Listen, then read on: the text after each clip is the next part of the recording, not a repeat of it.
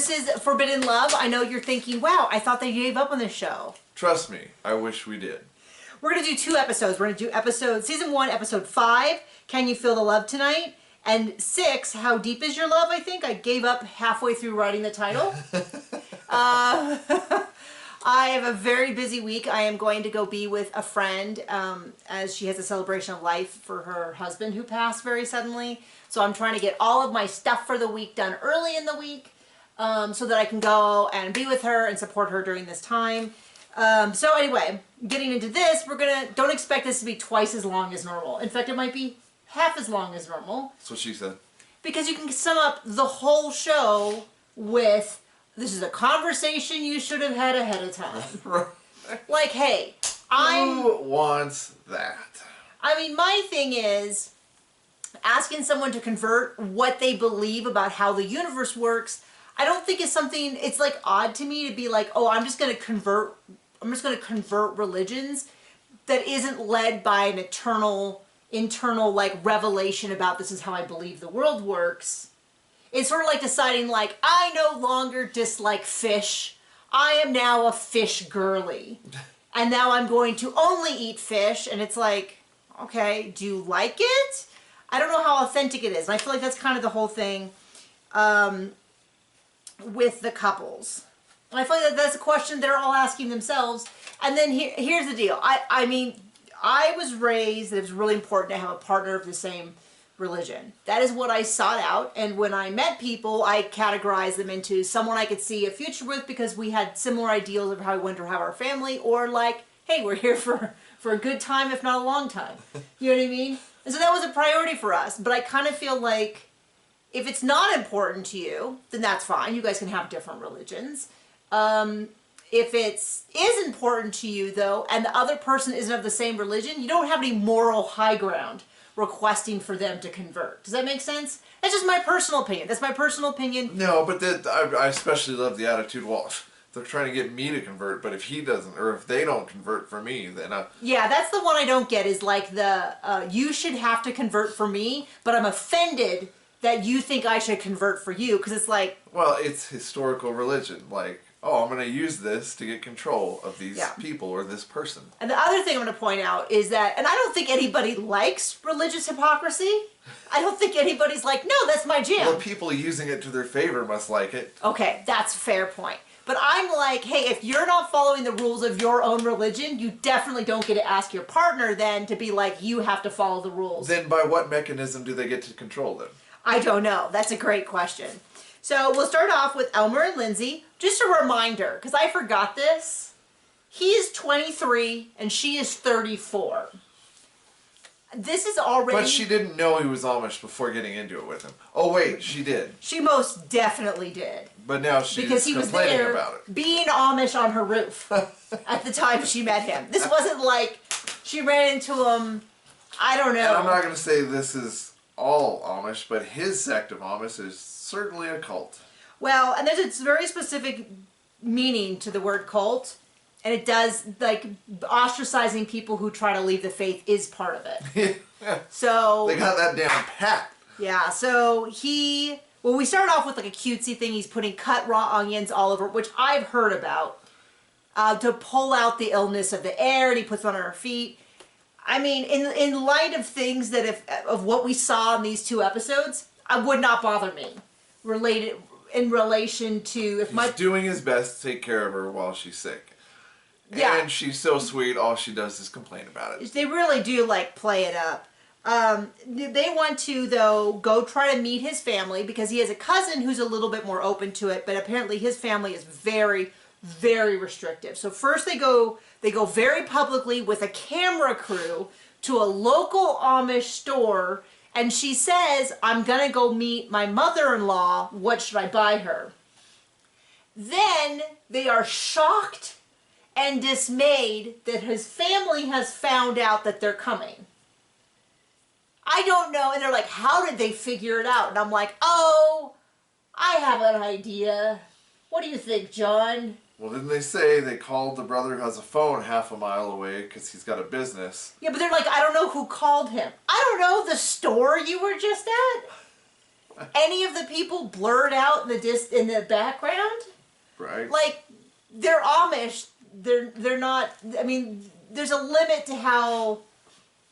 Like, I'm kind of like, and you didn't expect that they would hear about it. So they show up at this friend's house who lives about a mile from his parents' house, who's English, which would be not literally English, just not Amish. Yeah. They show up and they're like, hey, we're going to go over there. And he's like, yeah, so about that, your brother already knows. So it's likely that the parents have already vamoosed out of there so they don't get in trouble. Sure enough, they go. They walk over there, they get to kind of the property line, and Elmer's like, you guys can't be here. But he says it in a way like it suddenly happened. I don't know if that was all for show, where they're like, hey, can you just tell us that we can't, so we can explain it? I don't know. They come back an hour later and they explain that there were 6 siblings, brothers and sisters, the parents weren't there. They were allowed to at least go into sort of the garage cemented area. And said to them, hey, we're pregnant. No one responded. They left a gift. They were hoping it would go a little better. Seems fun. But it also is kind of like, I don't know, I didn't expect it to go better based on what you told us. Right. When you told us that they're shunning you, I believed you. Which is just, I mean, it just kind of shows the interesting fact between that you can believe something and still be surprised when it's true. Or that he hadn't fully accepted it. I don't know. There's probably therapy. Well, I know there's therapy level issues in there.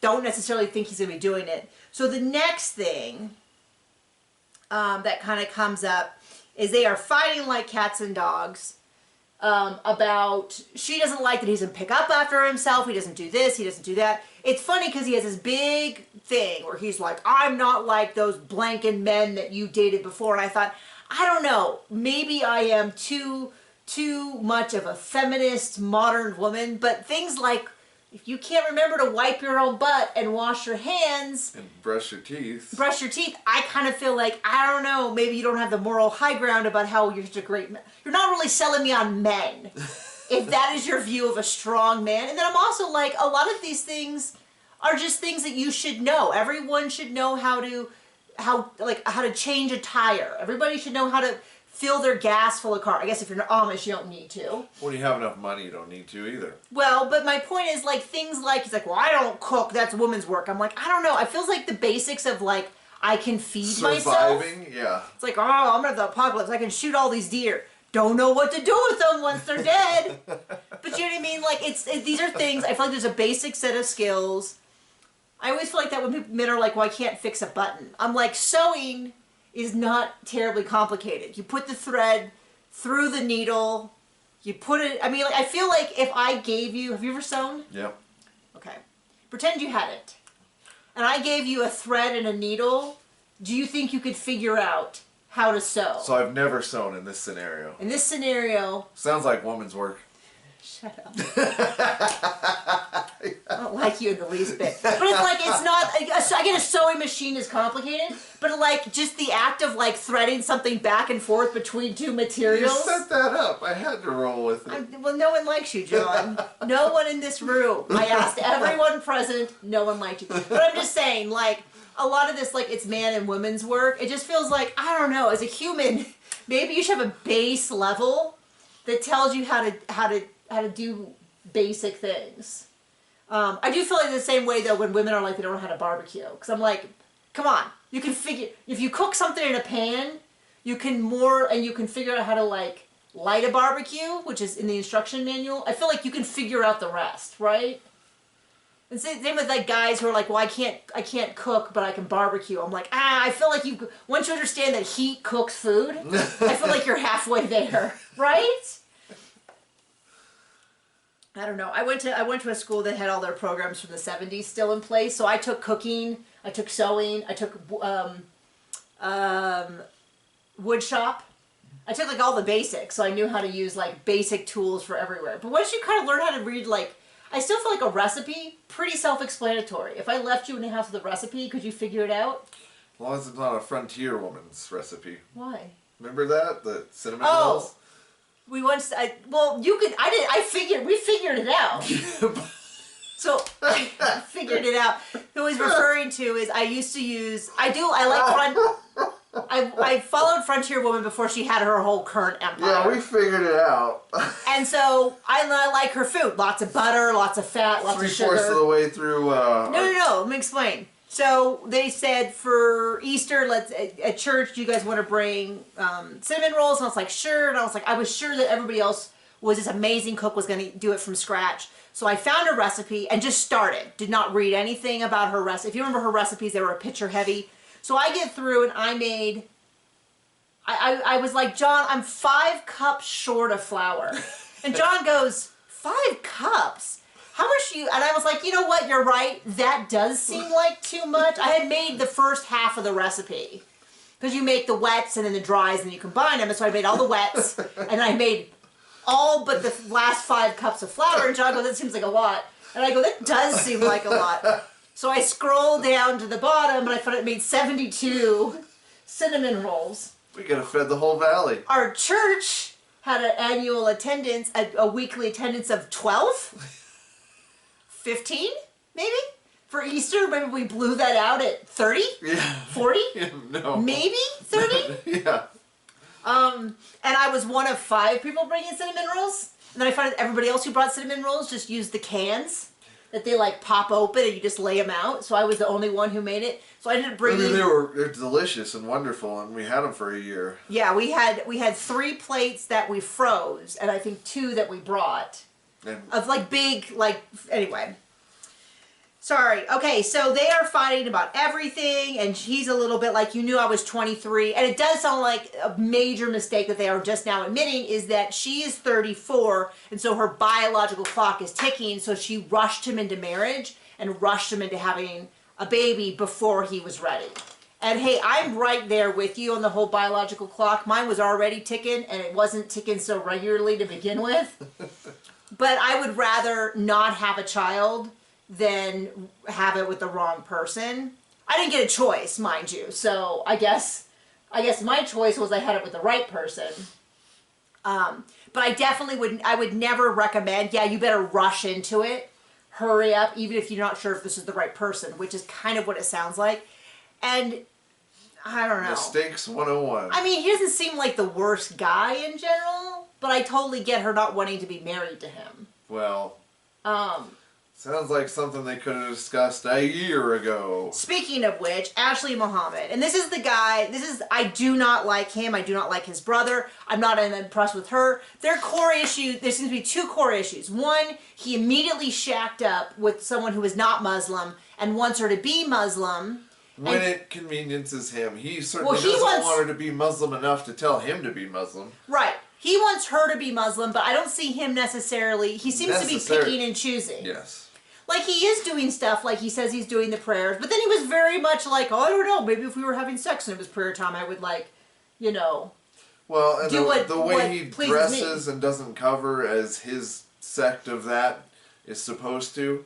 Yeah, and, well, it just basically makes, this is my opinion. I am not Muslim, so maybe a Muslim woman could but it feels like one of those things where he's like, I want a Muslim woman, but I do not want a Muslim woman who's going to hold me to account as a Muslim man. Yeah. And require me to wear traditional dress. Or, you know, he seems totally happy. Cover his knees or whatever else he's supposed to cover. Yeah, he seems totally happy to dress however he feels. Except when it's with her family, then he wants to wear only traditional. But I didn't see him going, when they went to the park, I didn't see him doing that. Speaking of lies, she is on camera saying she didn't say that she broke like 12 TVs or more. Yeah. Which she did and was. Well, she didn't say 12. She said a lot, right? A lot. I don't know. I missed it. I don't remember the number. There's some allegation. But then the brother's like, he's like, well, you broke that window and called the police. And she's like, yeah, you wouldn't let me into my home. And I'm like, I don't think that's making the point he thinks it is. I mean, I'm sorry. It seems like he feels that he has more rights to her home because it's his brother. And there's definitely to me, I heard an unsaid, you're a woman, you don't have any rights coming from the brother.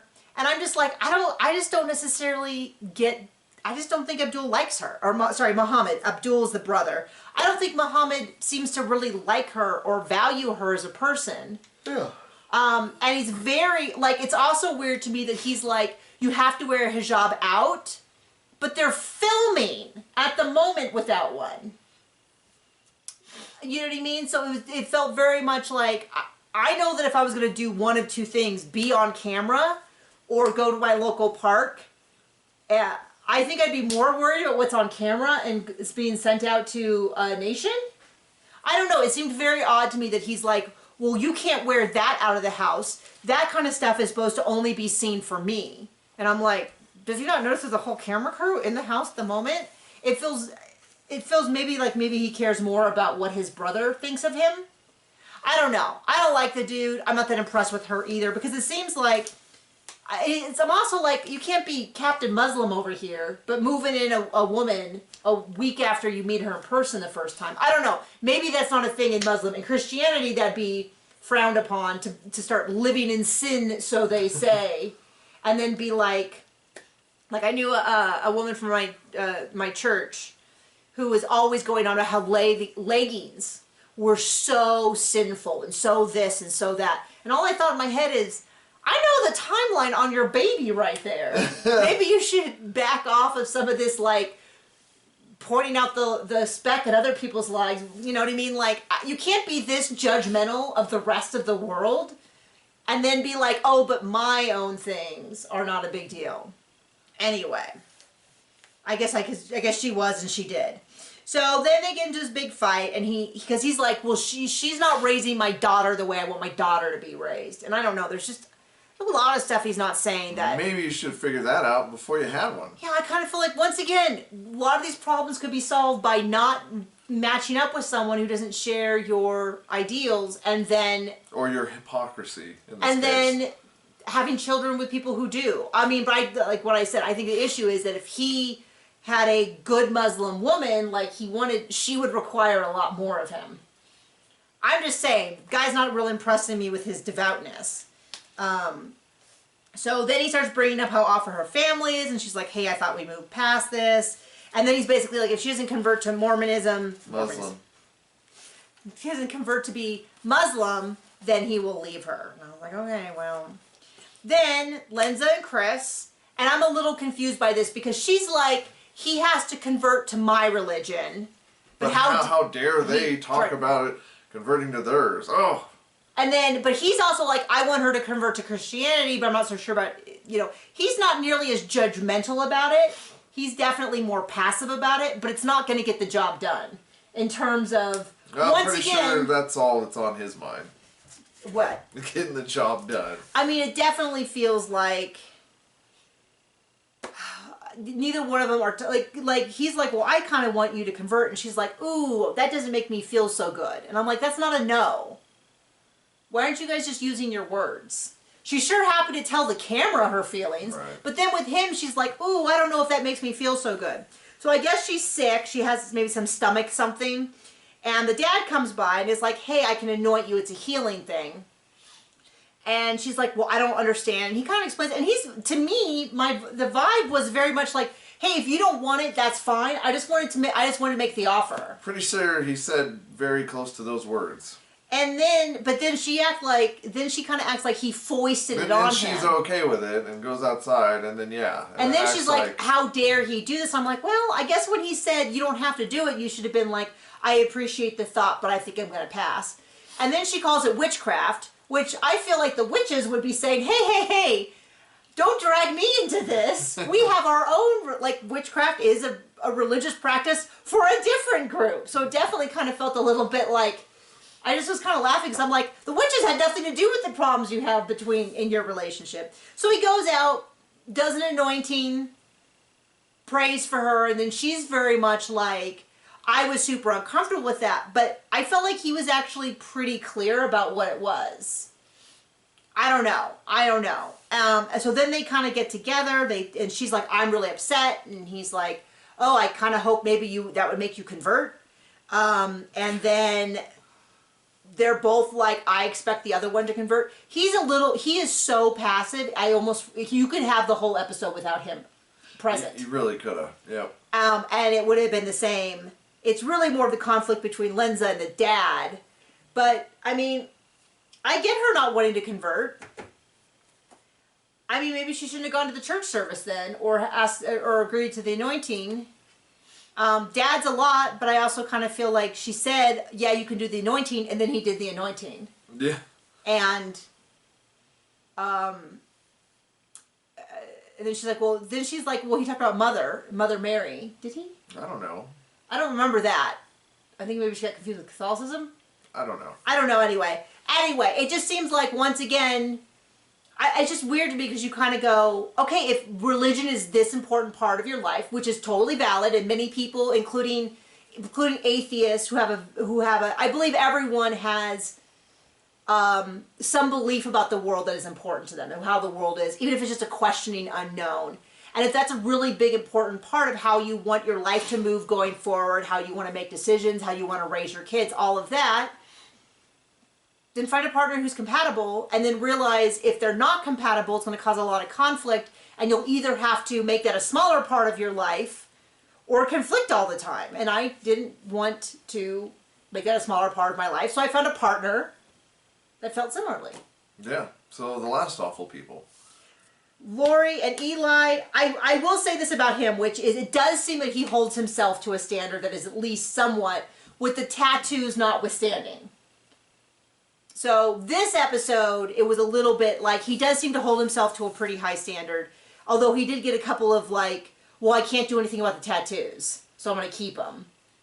The fight last time about the Star of David was kind of silly, but her families, they discussed Shabbat, Friday night sundown to Saturday night sundown, so longer in winter, a little shorter in summer. I wonder if, like, if you're Jewish in like Finland, where there's no sunset, like, do they, like, how does that work? I could probably just Google that, but I did not think of it till just now. But I was just thinking, man, summer, anyway. What was I going to say? I guess it's still 24 hours, isn't it? Sunset to sunset, regardless of how much of that day is light. Not the brightest over here. Okay, so there's no work, but it's a day of prayer. He does say, hey, it's a great day for sex. It's considered good to have sex with your wife on a Friday night. Are they married? I can't remember if they're married or not.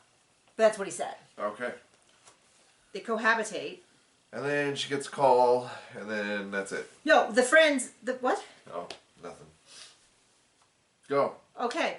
Her family's coming to visit. She can't pick them up because you're not supposed to drive during that. They talk about a lot of the rules about, like, you can leave a light on, but you can't turn it on because it's creating something. And the rules make sense to them. It did not to me, because I'm not every religion has, sorry, my nose is suddenly super itchy. Her family, of the families we've seen, to me seemed to be the closest to trying to support her decisions, saying things like she's an adult, she can make her own decisions, we just want her to be safe and happy, and sometimes we're concerned, right? Mm-hmm. They seem to me to be about as close as you can get to being supportive, while still being like...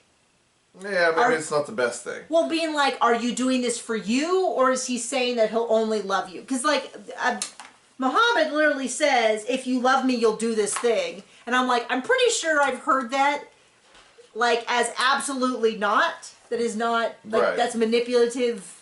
Bull. Emotional abuse when people say that. So, they have they have a friend over she is Jewish, but her partner is not. And so they just raise the kids both way. And Eli gets hot. He doesn't want to hear this. He doesn't want to believe it. Hey, I get it. I wouldn't want to raise my kids that way. Therefore, I made certain choices. She doesn't seem... The mom, which I think is a wise choice, the mom and the sister kind of take a back seat a little bit and let the mouthy friend say everything for them, which is lots of like... if you force someone to convert, do they really convert for you? Do they, can they really love you? Does your partner really love you if they only love you based upon this conditional thing and all this kind of stuff? And Eli's getting hot and hot and hot. It's too confusing if the parents have different religions. And of course, my thought was, I get that. A lot of people I know who are raised in a household with two religions don't really follow either.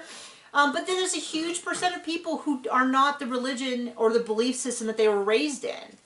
And so it's also like, this also isn't a given. Now, Christianity, we believe, raise a child and they won't stray from them, but I don't know.